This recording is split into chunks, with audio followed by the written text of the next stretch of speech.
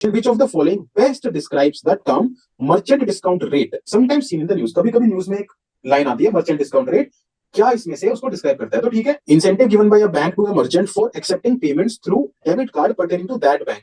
कह रहा है कि जब एक मर्चेंट एटीएम के थ्रू या डेबिट कार्ड के थ्रू पेमेंट लेगा तो बैंक मर्चेंट को पैसे देगा. भाई आप मुझे बात बताओ, जब भी आप कोई पेमेंट करने जाते हो, अभी आपने कभी एटीएम से पेमेंट किया है, तो वो क्या बोलता है, सर एटीएम ही कैश दे दो. उसका एक्स्ट्रा चार्ज लग रहा है भाई, तो बैंक उसको क्यों पैसे देगा? बैंक तो उससे पैसे लेगा ना उल्टा. अगर बैंक उसको पैसे देगा तो सब दुकानदार अपनी दुकान के बाहर लगवा देंगे, no cash allowed. So this particular statement is incorrect. Amount paid back by banks to their customers when they use debit card for financial transaction for purchasing goods and services.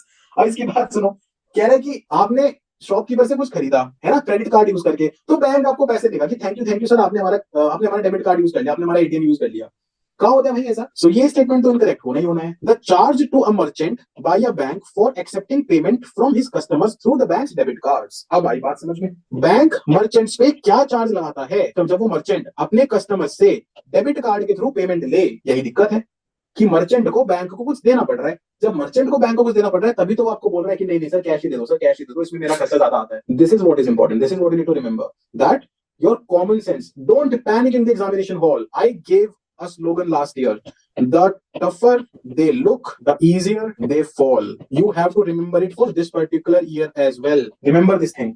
Last में भी कोई ऐसे फालतू सा है कि incentive दे देगी government merchants को डिजिटल पेमेंट प्रमोट करने के लिए. कौन दे रहा है भाई? कुछ नहीं होता है.